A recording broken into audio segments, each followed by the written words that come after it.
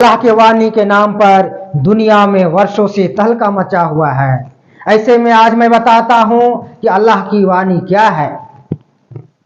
अल्लाह की वाणी है, पितृपुरुषभ्यो नमः, ऋषि देवभ्यो नमः, ब्रह्मार्पणम ब्रह्महवि ब्रह्मागनो ब्रह्मणाहुतम ब्रह्मवेतेन गंतव्ये ब्रह्म कर्म समाधिना। पितृपुरुषभ्यो नमः यानी जन्म देने वाले माता पिता को नमन करो, क्योंकि वे मेरे ही माध्यम है। ऋषियों को, देवताओं को नमन करो। ऋषि माने आविष्कारक। जो भी व्यक्ति बैलगाड़ी से लेकर एरोप्लेन आदि तक आविष्कार किए हैं, जिनके आविष्कार से समाज को सुख सुविधा मिला है, समाज को आगे चलने में गति मिली है, इन सारे लोगों को ऋषि बोलते हैं। इनका नमन करो। देवता यानी जिससे हमें जीवनी शक्ति मिलती है, जिससे हमें वाइटल एनर्जी मिलती है, ऐसे को देवता बोलते हैं। जैसे हवा, पानी, जल, अग्नि, इनका भी नमन करो। ब्रह्मार्पणम यानी जो क्रिया है वो भी ब्रह्म है, अर्थात मनुष्य जीवन जीने के लिए जो कार्य करता है, जैसे स्नान करना, खाना पीना, पढ़ना लिखना, या जो भी जीवन जीने के लिए कार्य करता है, सब ब्रह्म कर्म है। ब्रह्महवि यानी जीवन जीने के लिए जो वस्तुएं जरूरत पड़ती है,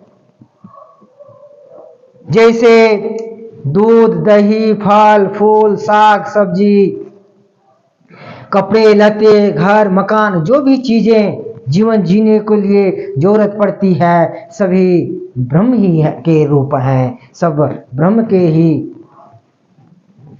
परिवर्तित रूप हैं। ब्रह्मागनो यानी जिसमें अर्पण हो रहा है वो भी ब्रह्म है, अर्थात हमारे संगे संबंधी, अड़ोसी पड़ोसी, इस जगत में रहने वाले जीव जंतु, पेड़ पौधे, सारे लोग ब्रह्म के ही रूप हैं। ब्रह्मणाहुतम यानी जो अर्पण कर रहा है वो भी ब्रह्म है, अर्पण अर्थात कर्ता, और इस दुनिया में सभी लोग करता है। अतः ब्रह्मवेतेन गंतव्ये ब्रह्म कर्म समाधिना।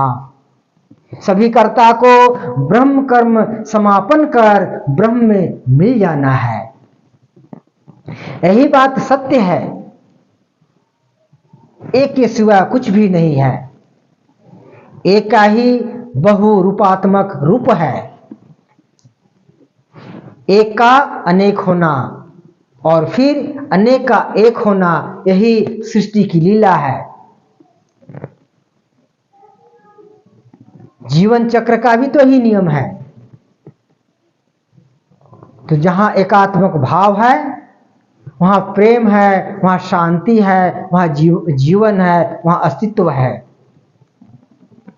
एकात्मक भाव के कारण ही अपनों के प्रति प्रेम रहता है, स्नेह रहता है। अतः यदि एकात्मक भाव पूरे सृष्टि के प्रति आ जाए, पूरे समाज के प्रति आ जाए, तो ना घृणा, ना मार काट रहेगी और ना लड़ाई झगड़ा रहेगा। जहां भेद विभेद है वहीं पर लड़ाई झगड़ा है, वहीं मार काट है, वहीं ईर्ष्या द्वेष है। इस भेद विभेद को ही मिटाने के लिए ब्रह्म साधना किया जाता है, अष्टांग योग साधना का पालन किया जाता है। प्रभु की गजब की लीला है।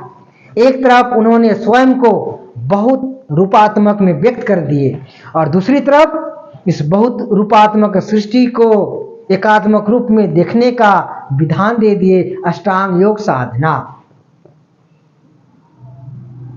अतः अष्टांग योग साधना के माध्यम से इस बहुरूपात्मक सृष्टि को एकात्मक भाव में देखने का प्रयास करो, नहीं तो मरो कटो। तो बिना, जब तक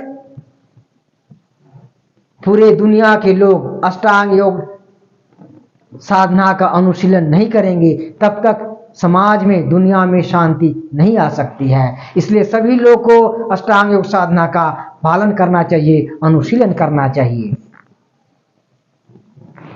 जीवन के कष्टों से निवृत्ति का, छुटकारा पाने का भी एक ही उपाय है, ब्रह्म संप्राप्ति। और ब्रह्म संप्राप्ति का एक ही रास्ता है, अष्टांग योग साधना।